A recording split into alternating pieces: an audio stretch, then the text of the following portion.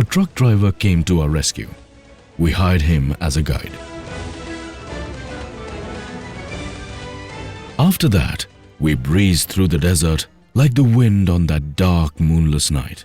There were no signposts, or landmarks, or vegetation to guide us. We just drove mile upon mile through nothingness.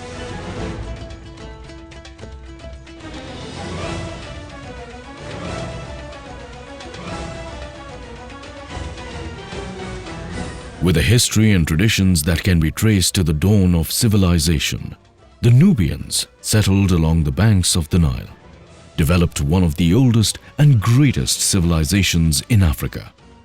Many of the Nubian villages are open-air museums.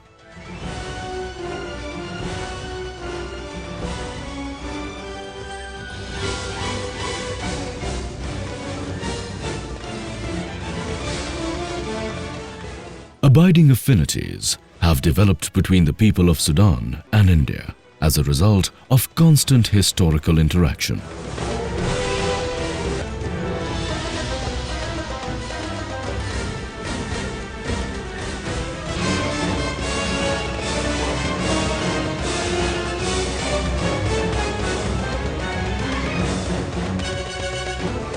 Khartoum, the capital of Sudan, is the confluence of the Blue Nile and the White Nile.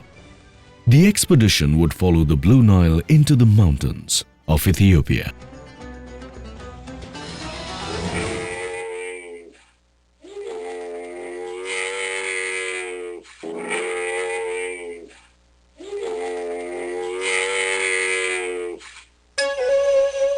Today, Ethiopia is a poor country with a rich history.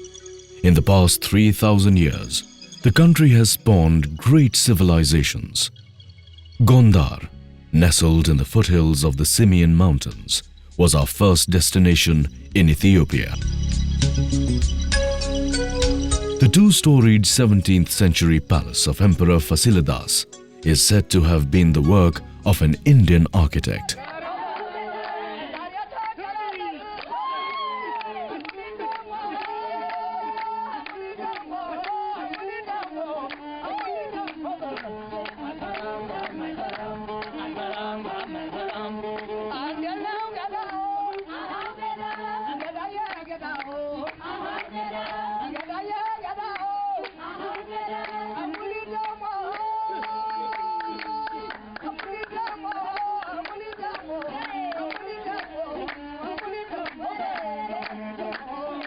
The ceilings of the Debre Birhan Selassie Church have paintings of beautiful winged angels, and the walls bear impressive scenes depicting religious events. 180 kilometers away from Gondar is Lake Tana, the largest lake in Ethiopia and the source of the Blue Nile. Even today, papyrus boats sail the lake, just as they did 5,000 years ago. The lake's islands are dotted with 15th century monastic churches that are still in service today.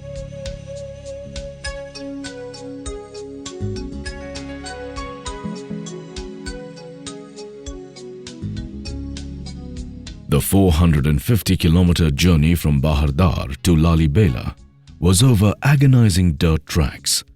The spectacular highland landscape diverted our attention from our anguish. Driving between 7,000 and 9,300 feet, the landscape was stunning. Rolling green meadows and pastures dotted with cattle, thick forests of planted eucalyptus, deep canyons and gorges below, and a continuous range of eye-catching tabletop mountains. Seeing the expedition Scorpios smartly winding their way on the track, little boys and girls grazing the cattle would sprint down the slopes waving at us. The spectacular Ethiopian highlands, with bold escarpments and dramatic valleys, were formed by the stretching earth. Millions of years ago, the heat from Earth's mantle bowed the crust like a great dome, lifting the highlands. The dome eventually cracked, forming the 480-kilometer long trough of the Rift Zone in Ethiopia. The Ethiopian highlands are far cooler and moister than the surrounding lowlands. Although plagued in recent years by drought, this area is, in normal times, an agricultural island in a desert sea. Lalibela lies on a natural 2,600-meter rock terrace surrounded on all sides by rugged and forbidding mountains. Known as the Second Jerusalem, Lalibela now bears the name of the 12th century king, whose legacy to Ethiopia was 11 rock-hewn churches. Physically cut from the rock on which they stand, these towering edifices seem superhuman in scale, workmanship and concept. Some lie almost completely hidden in deep trenches, while others stand in open quarried caves. More than mere monuments, the Lalibela churches are a living link with the past and testify to the power and spirit of the Christian faith in this ancient land.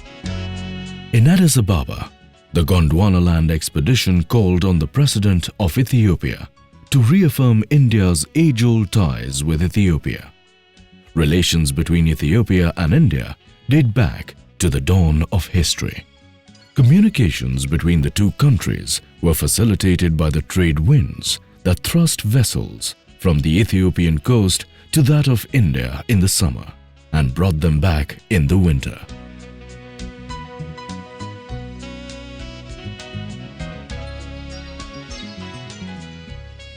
Leaving Addis, we drove once again into the Great Rift Valley, stopping now and then to curiously observe and record its distinguishing features. A string of Rift Valley lakes occupy the floor of the Rift Valley between the northern and southern highlands of Ethiopia. Most of these lakes are alkaline. No soap is required for washing or bathing. The Kenyan authorities received the expedition warmly and provided us with armed security to escort us through the bandit-infested areas that we would be traversing for the next 2 days. The rough and frustrating track, made worse by the rains, fully tested the ruggedness of our Scorpios and the patience of its occupants.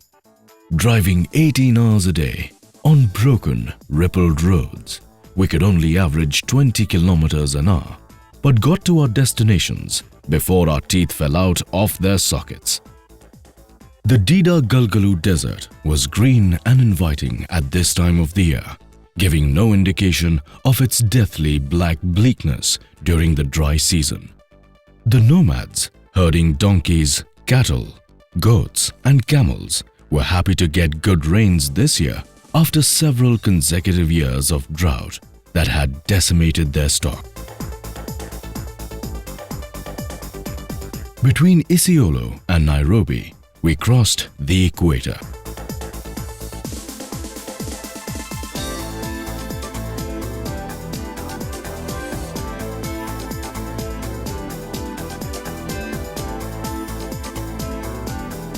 Flagged off from Nairobi by the Foreign Minister of Kenya, the expedition once again drove across the Rift Valley and into the celebrated wildlife reserve of Masai Mara through herds of zebras and impalas.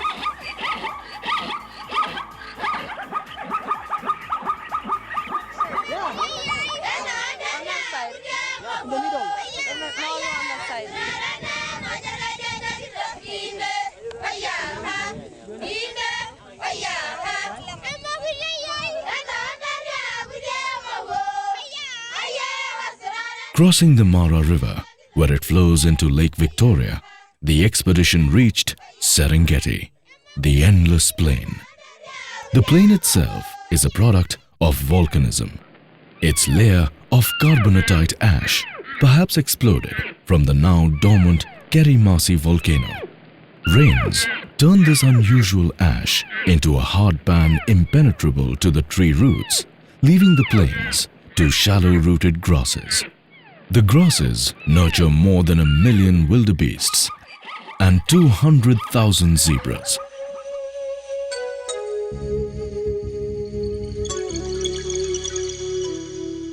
These herbivores are ample food stock for the big cats that never have to wander too far in search of a meal, leaving them with sufficient time to lounge in the sun.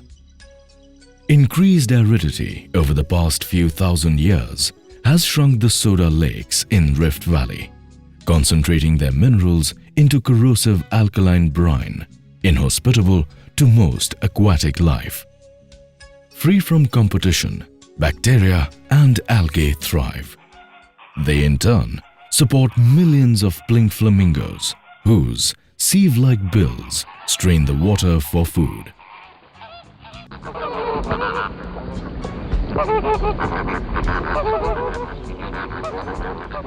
More than half the world's flamingos live in the Kenyan and Tanzanian segment of the Rift Valley. Just southeast of these grasslands, where the rift meets the plain, is the celebrated Olduvai Gorge, where Lewis and Mary Leakey discovered so many important hominid fossils. The Olduvai specimens owe their spectacular preservation to the cement-like quality of the carbonatite ash.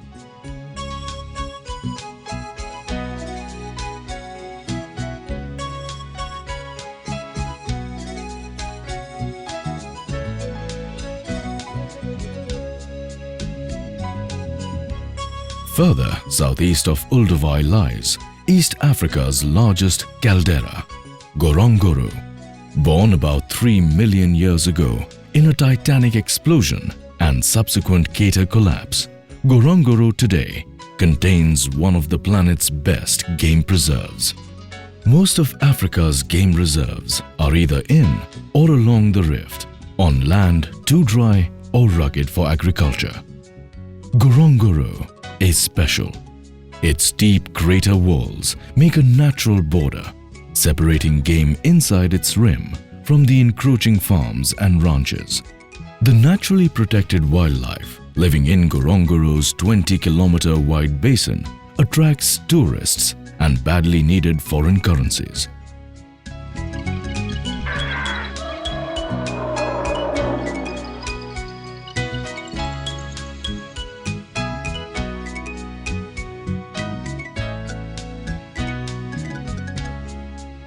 Africa's highest concentration of lions live in the crater. However, these fearful animals have warmed up to humans and their machines. Sociable and loving like pussycats, we could have petted them had we wanted to, but showed great sagacity in not doing so.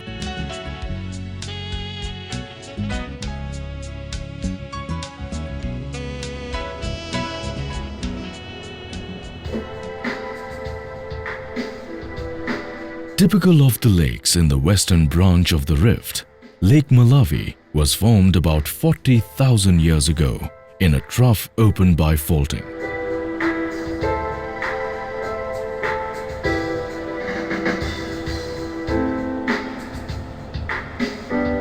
Lake Malawi has more fish species than any other lake in the world, and almost all of them are endemic. They are found only here and nowhere else.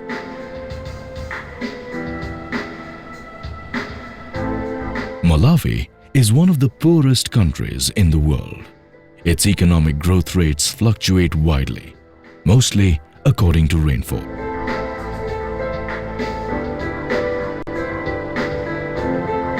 Zambia's vibrancy is evident at the Pakati Sunday Market at Lusaka Arcades.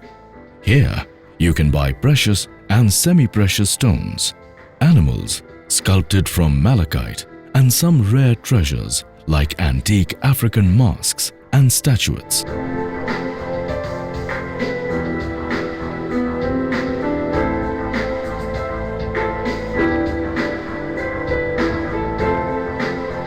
As we moved south, entering sub-Saharan Africa, the prevalence of AIDS got higher.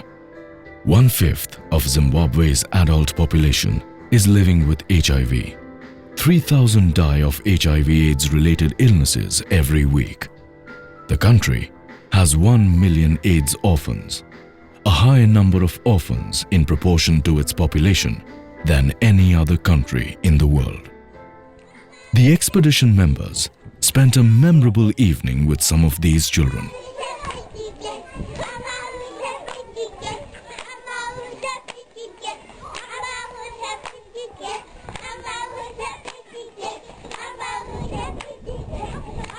Earthquakes have rocked Zambia, Zimbabwe, and Mozambique in recent times. Quakes were not known in these areas. Both the shaken leaders and the citizens were worried. The governments thought our expedition had come at the right time, and they engaged us in discussions on disaster management with various ministries and science councils. President Robert Mugabe of Zimbabwe shared with the expedition members his knowledge of the continental drift theory, the evolutionary theory, and the mysteries of life and human migration. And we told him about the geological future of Africa. As the continent moves north at a rate of 10 to 15 millimeters per year, in a couple of million years, the Mediterranean Sea will close and Africa and Europe will merge together. President Armando Guebuza of Mozambique, recalling the recent earthquake, wanted the expedition scientists to come back again to his country and assist in developing local expertise in ornithology, botany, anthropology, and geology. Throughout our journey in the interiors of Africa, we came across Indians settled for forgotten generations. Here, in Inhambane, on the Indian Ocean coast of Mozambique, are 52 Indian families whose forefathers had migrated 3 to 4 generations ago. While they are well integrated with the society of their host country, they continue to maintain their Indian customs and traditions.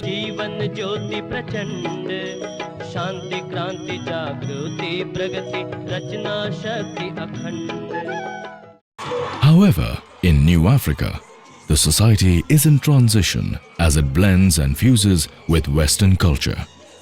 Nowhere is this fusion more evident than in bars and dance clubs, where African rhythms mix with Western hip-hop to shake up a cocktail of sweaty fans.